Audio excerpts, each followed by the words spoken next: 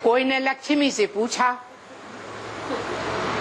लक्ष्मी आधीन बनने का पार्ट है या सदा स्वाधीन रहने का पार्ट है? किसके अधीन? नारायण के अधीन रहेगी। तो पता है लक्ष्मी क्या कहेगी? वो कहेगी हमें ऐसा विश्व का मालिक नहीं बनना। क्या? जो जन्म जन्मांतर सच्चाई की रक्षा करने के लिए जो सत्य बाप ने ज्ञान दिया है, उस सत्य सनातन धर्म की रक्षा करने के लिए जन्म जन्मांतर विधर्मियों से विदेशियों से टक्कर लेना पड़े, युद्ध करना पड़े, घाव सहन करने पड़े, हमें ऐसा पार्ट नहीं चाहिए। कैसा पार्ट चाहिए? अरे देह की इंद्रियां सुख काहे से मिलता है? देह से सुख मिलता है, देह की इंद्रियों से सुख मिलता है, या बिना देह बिना इंद्रियों के सुख मिलता है? सुख दुख काहे से मिलता है? देह से मिलता है।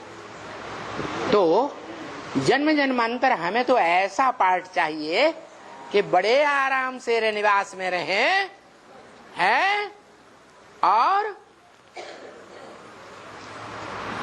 युद्ध में फिर विश्व के मालिक बनने वाले भले जाएं, हैं, मरें, खटें, घाव लगे, खून खराबा करें और कराएं, ये भले करें। हमें ऐसा पार्ट नहीं चाहिए। अगर ये हार जाते हैं, मार खा जाते हैं, तो द्वापर युग में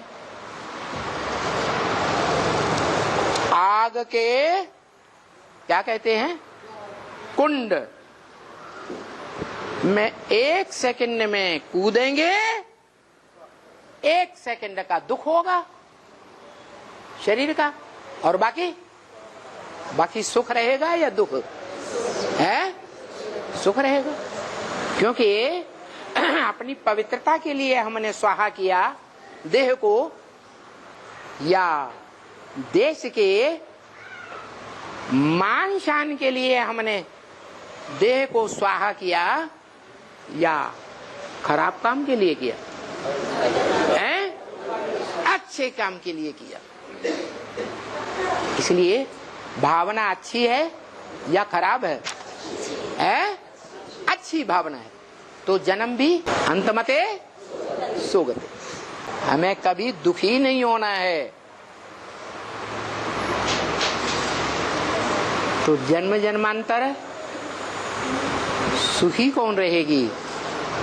नारायणी देह का सुख भोगेगी, इंद्रियों का सुख भोगेगी, या नारायण भोगेगा?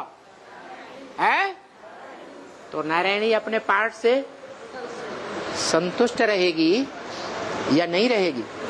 जो पाना था सो पाले। हमें यही प्रिय है। जैसी जिसकी बुद्धि, अपनी बुद्धि के अनुसार वो अपने पार्ट को ही श्रेष्ठ समझेगी। नारायण वाली आत्मा क्या समझेगी?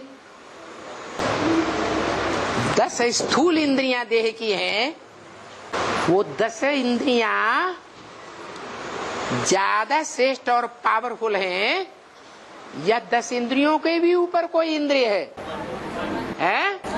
मन। तो मन का सुख सबसे बड़ा हुआ, या देह की इंद्रियों का स्थूल सुख सबसे बड़ा हुआ? मन का सुख सबसे बड़ा हुआ। तो दुनिया में सबसे बड़ा सुख होता है विजय का सुख। इससे बड़ा सुख कोई होता ही नहीं। ये मन का सुख है, देह का सुख नहीं है। मन अंत समय में दुखी हो गया और तन सुखी हो गया, तो वो प्राप्ति अच्छी है? नहीं। क्यों? मन के माने हार और मन के माने जीत। मन जीते जगत जीत या तन जीते जगत जीत।